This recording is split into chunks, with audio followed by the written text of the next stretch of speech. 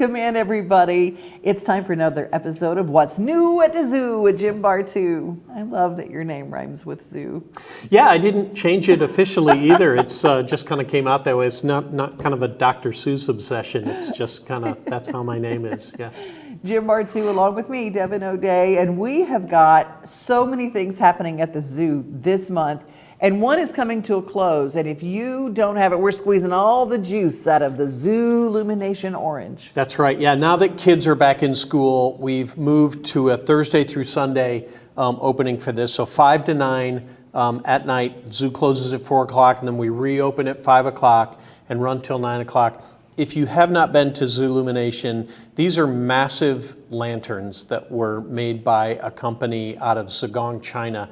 They're beautiful. They're made out of wire and silk, and they're lit from within. They're beautiful. They're colorful. Plenty of time for you to kind of walk around and see this beautiful experience before it disappears on February 4th.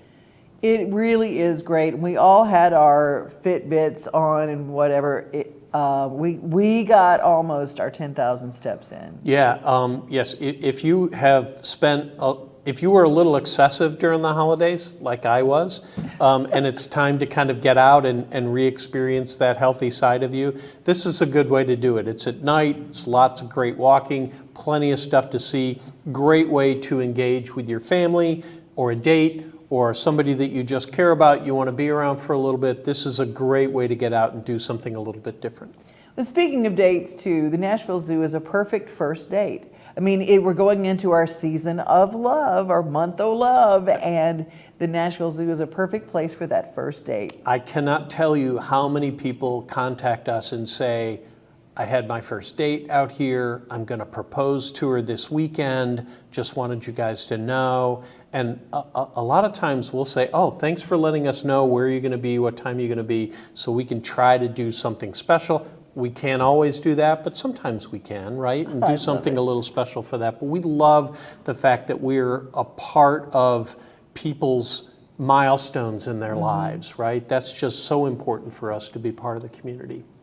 Speaking of milestones, when it comes to football and pro football, this is the month, this is the time for it coming up for the Super Bowl. But you also have Super Bowl at the Nashville Zoo. That's right. Yeah, we spell it S-O-U-P, as in like let's eat some.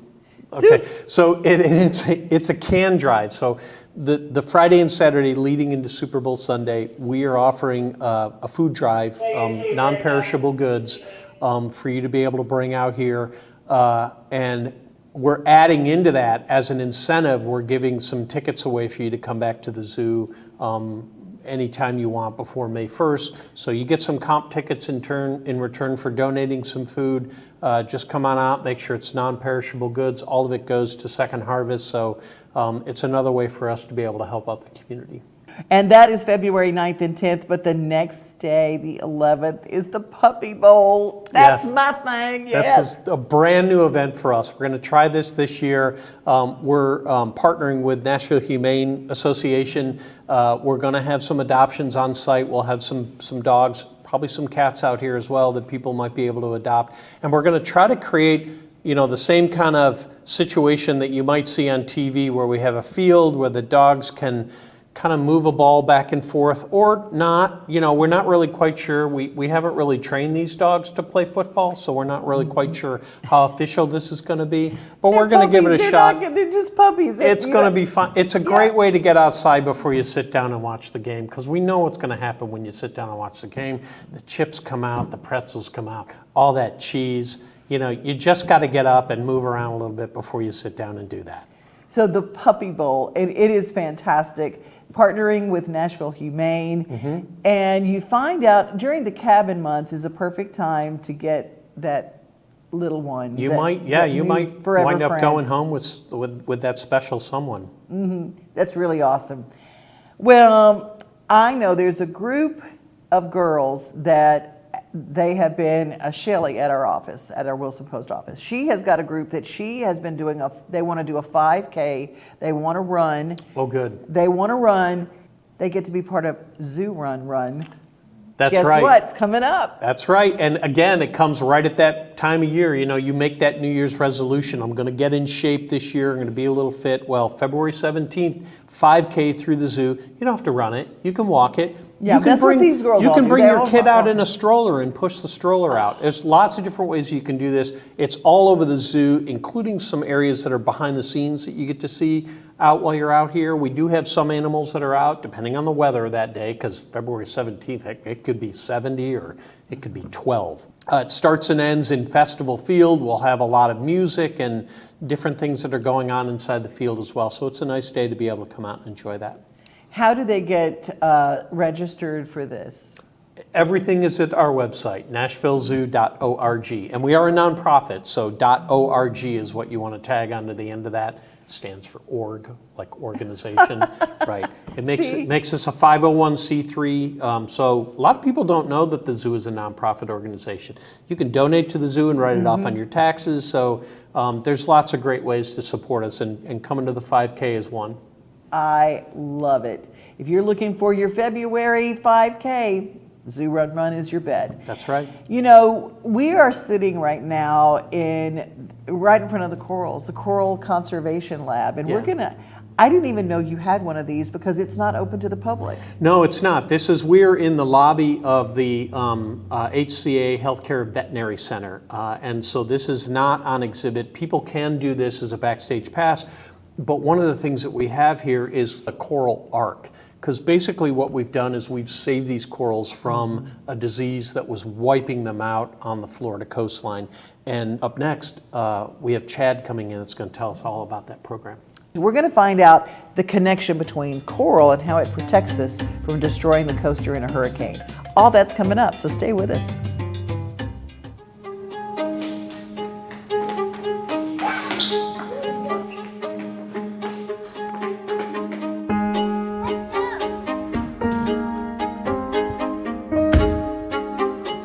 Having fun? Yeah, I'm going to key of my own pretty soon. Me too. Good night, Kika. Good night.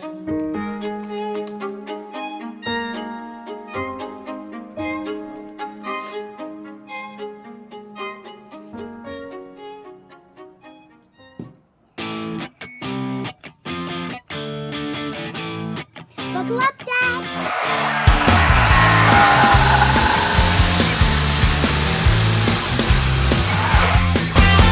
There yet? At Kia of Murfreesboro, we're here whether you're ready or not.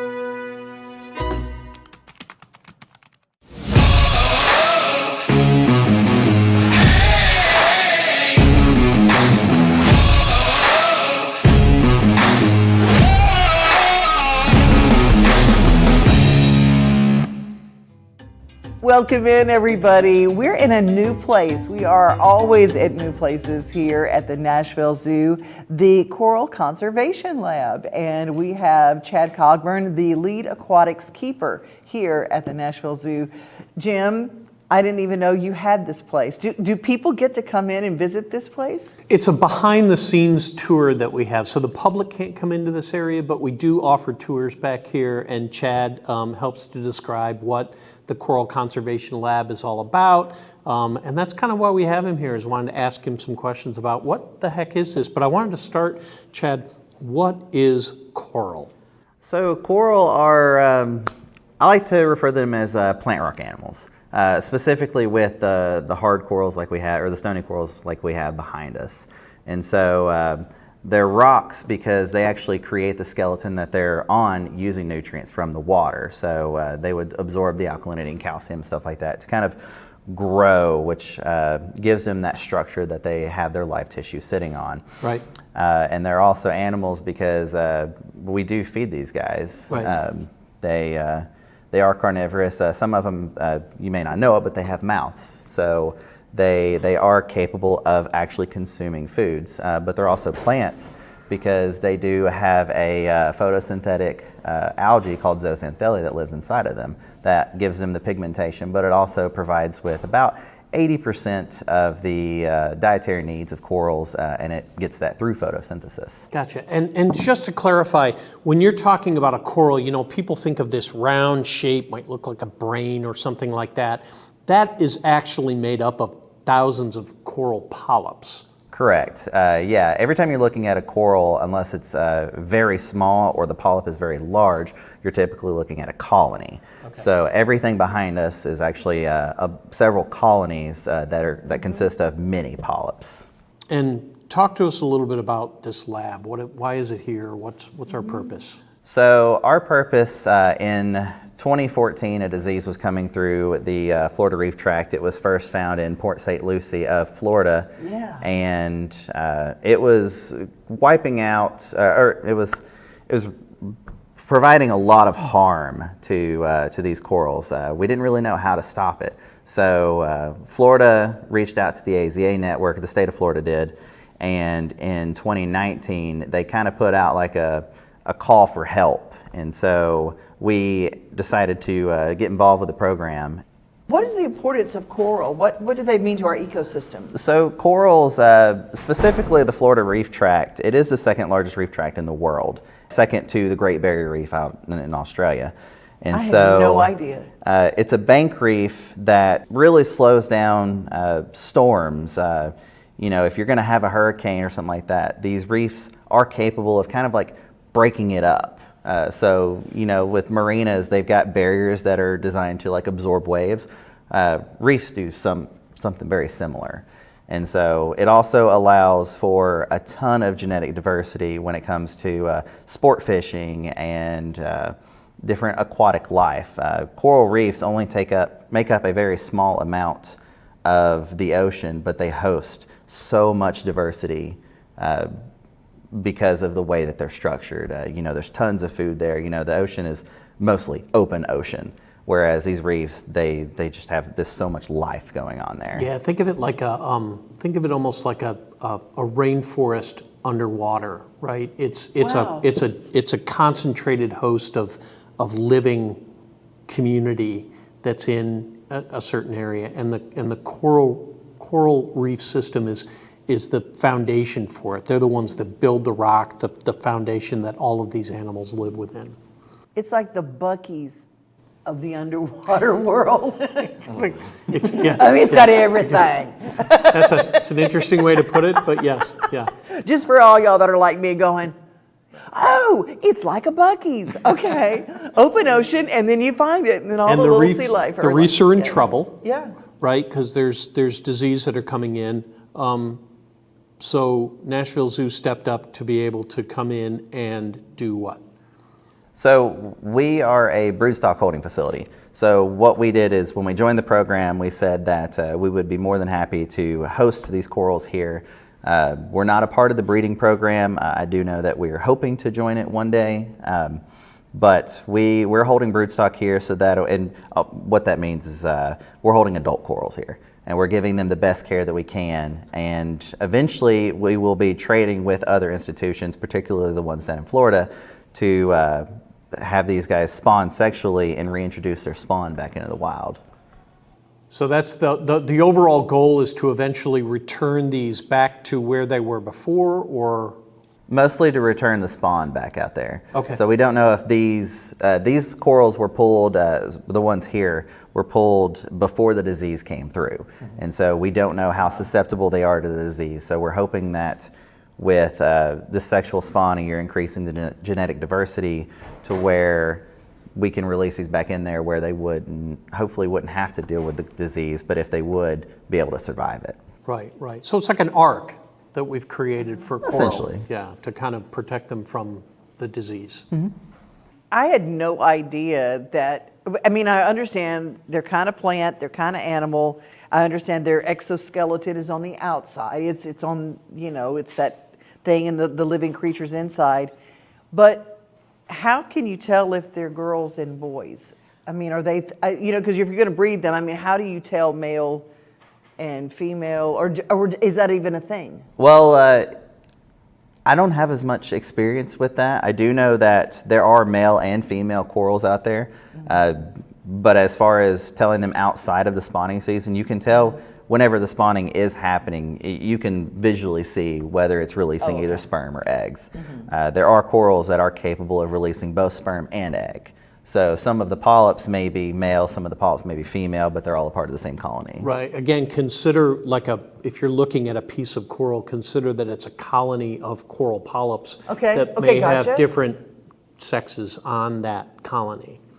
Wow, that is incredible. And they build a community, a place for other animals to live as well. Yeah, it's a very important ecosystem that's in trouble. How did you get involved in coral conservation?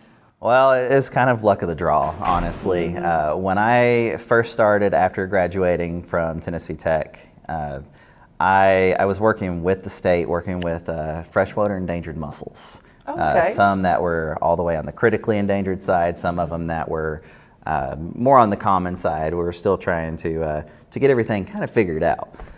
So I started there, I learned water chemistry, I got really good at it, and then a position opened up here. So I actually started as the water chemist, and as time progressed, I stuck my neck out as much as I could to kind of absorb everything.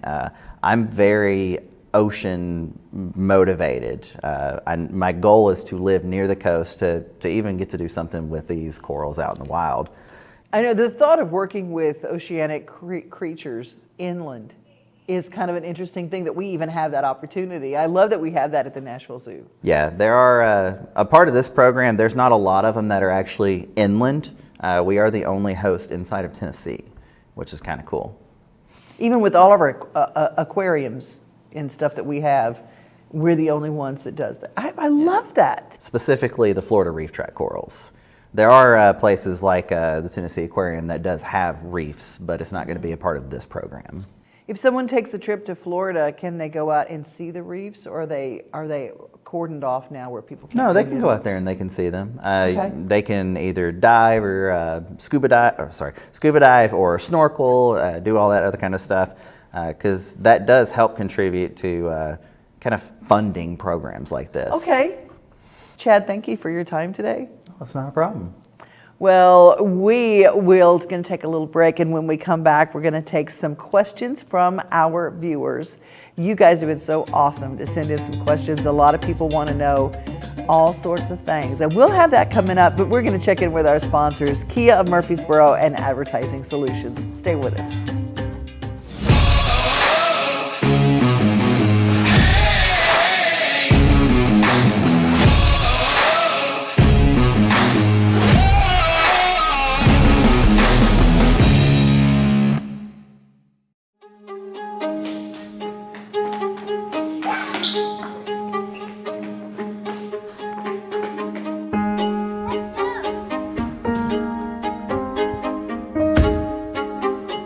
Having fun? Yeah, I'm going to Kia my own pretty soon. Me too. Good night, Kia guy. Good night.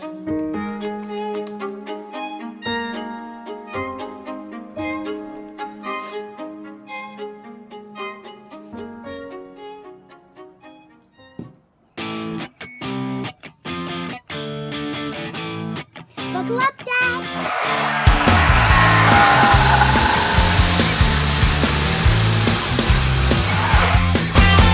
There yet? At Kia of Murfreesboro, we're here whether you're ready or not. I love when we have animals in. I love it. And Arlen is with us. Good to meet you. Good to meet you guys too. Thank you for having me. Arlie, what is this crawling in my hand? So this is Sumac, and she is one of our ambassador eastern box turtles. So eastern box turtles are a subspecies of box turtles found throughout all of the eastern United States, from all the way up in Maine, all the way down to Florida, and even as far out west as Texas. Now, a lot of people don't know this, but these guys are threatened, are they not? They are considered a vulnerable species, and the main threats that can actually hit these guys are things like habitat loss, being hit by cars on the road, and even the pet trade.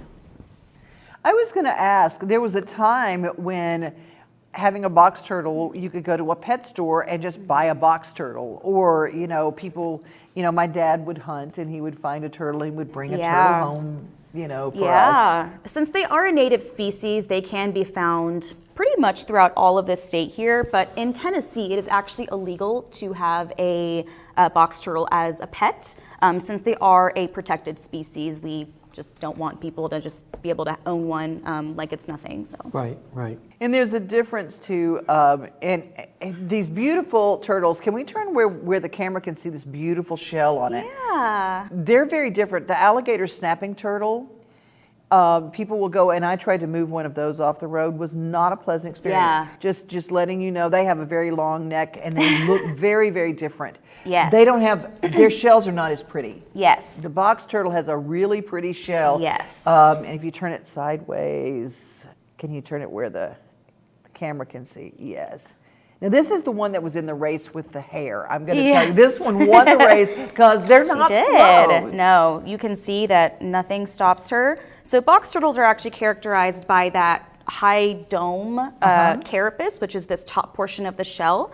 And they get their name box turtle because of the hinged plastron, which is the bottom portion of the shell. As you can see, it kind of hinges a little bit. Yeah. So it allows them to kind of enclose themselves kind of like in a box. When they lay eggs, are they the leathery eggs that you hear about with turtles? Are they the leathery ones? I think they're a little bit softer, but typically they lay about 2 to 8 eggs per season, so it's not very many eggs. And because of that, that's why it's so important to understand their nesting sites and any potential diseases that could hit those young populations. And Devon, I don't know if you're aware of this, but the zoo is actually studying box turtles here Yes. on site. So if you're at the zoo, you may see a box turtle on the pathway or just off the pathway, and you might see that box turtle has a number on it or a series of numbers and letters. We're tracking all of these. It may also have like a tracking device on it because we're doing some research to try to figure out what their range is, where they travel to, how many are on grounds and whatnot. Are you familiar with that program? Yeah, so Tell me a little bit more about that. Yeah, the Nashville Zoo's ectotherm staff actually does a really cool conservation project on grounds using telemetry technology, which is like a little radio transmitter that they put on their shells whenever they find any box turtles on grounds. They're able to better understand their population sizes and numbers. They found some nesting sites and again, diseases that could hit the population. So it helps to be able to help the populations grow and succeed over time. Right, and they know which ones are males and which ones are females, and they can use that to determine, are the males moving from range to range? Do the females have a range? All different kinds of information. Exactly. Are you my mama? She's like, I want some food. Speaking of, what do they eat? What do you feed them? Yeah, these guys are pretty opportunistic omnivores, so they can eat a wide variety of plants, mushrooms, fruits, and insects. I know that Sumac personally loves her earthworms. She loves munching on her earthworms. And who doesn't, really? I mean, Right, yeah, don't we all? you know. They get a little bit more mature. They're able to move on to a more vegetarian or herbivore diet. Will you connect her with a mate here because you're in the conservation program? She currently is housed with a male. His name is Squirt. He's really cute. But we Squirt and Sumac. I love it. Yes, and then we have a hickory as well. We have 3 eastern box turtles. Currently, we don't have any breeding plans underway for them right now, but who's to say that we won't Never in the know. future? Exactly. Coming up on Valentine's Day. You know. Could happen. What is turtle courtship like? Oh gosh. That's awkward. Yeah. Well, we have a couple of other box turtles who we've tried to put together to see if they can mate, and they kind of just stack on top of each other. They take it slow. Yeah. Like I just walked in one day and I saw them on top of each other and I was like, okay, cool. That's what's happening. Yeah, Takes just a while turn to the loosen lights them off up. and leave them out of Yeah. their shell. It must be super hard with the shell too. I can only imagine. Yeah. I bet. I just wondered what their courtship was like. And do males and females have different colors like birds have the males are brighter or whatever? and Yeah, the how do you females tell the are- difference between So typically, males have different tails. So I believe their tails are a bit shorter, and thicker, and then the females have a bit of longer and thinner tails. And also the way that their toes curve can also be an indicator of males versus females. I have heard that their eye color. Their eye color as well, yeah. Males tend to have the reddish eyes or orangish, and then females tend to have more brown eyes. Gotcha. So yeah, she's got like reddish brownish eyes. Wow. I bet you hear this all the time, but it seems like you have just the coolest job in the world. It is. Tell me a little bit about how you got started. Yeah, so I am one of the ambassador animal keepers here at the Nashville Zoo. So that means that I work with a variety of animals. It's not just carnivores, not just reptiles. So we have carnivores, reptiles, mammals, a couple of amphibians even in our department. And I started as a biology major in college, as most of us did. And then I started by interning here at the Nashville Zoo right out of college. And then I continued to volunteer after my internship ended. And I was just lucky enough that I was kept and continue to be here. And I love it. It's such a rewarding job. I really do love it. Well, we're happy to have you here. Oh, I'm telling you, you're fantastic. This is really fun. I know. I'm scared of most of the animals that I have gotten to meet. I will be quite honest with you, But this one, turtle is my totem, and I love this. I mean, this one is so special. How could you not love sumac? Well, I know the ambassador animals are the first ones you usually find on our Instagram pages. Yes. Because they've got such good personalities. Arlie, you do too. This has been Thank really you. wonderful to meet you. We do have a question from one of our viewers named Mark, and Mark wanted to know, when you've got a really big animal and they need to come here to the hospital, Right. how do you transport a big animal to get them around? That is a great question. So we have transport vehicles, much like you'd transport a horse or something else, that we can get them into. Usually they're corralled into these carriers. Then they're brought to one area of the hospital and they're unloaded into a corridor. And the corridor actually has a wall that moves that kind of pushes them down this hallway and into another area. And at that point, we can immobilize them, give them a tranquilizer, put them to sleep. And when we put them to sleep, we put them to sleep in a harness that's supported by a hoist. And the hoist sits on a rail. And so once they're immobilized, they're hanging in kind of like a stretcher almost. And you can then wheel them from this lift into a treatment room and onto a table where they can then treat them. And then they do the same thing as they lift them off and they put them into a stall where they will wake up again. And usually the stall is where they will recuperate. And then they're led back out the same way onto the trailer and back onto the exhibit. Great question. Yeah, and Mark's maybe- from Pulaski, Tennessee, and reads our Pulaski Citizen newspaper. And so he was like, how do they move those big animals around? Because he saw our rhino episode. We should do an episode where we take you back there and kind of show you how that works and have the vet kind of walk through that process. It's one of the more fascinating things I find about this hospital is that system itself that's in place. And Mrs. Cannon, she's from Rutherford County, and she's a teacher.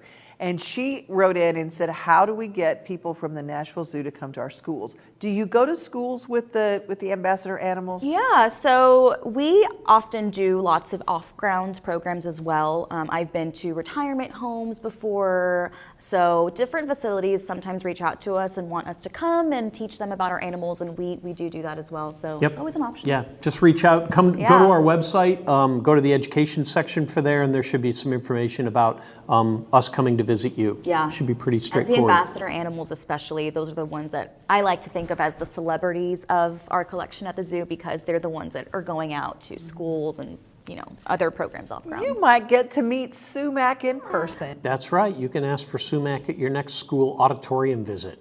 Thank you guys for being with us, and thank you for our sponsors, Kia of Murfreesboro and Advertising Solutions, and thank you and all of our friends who watch our shows here at Main Street Media of Tennessee. God bless you. Have a great rest of your day.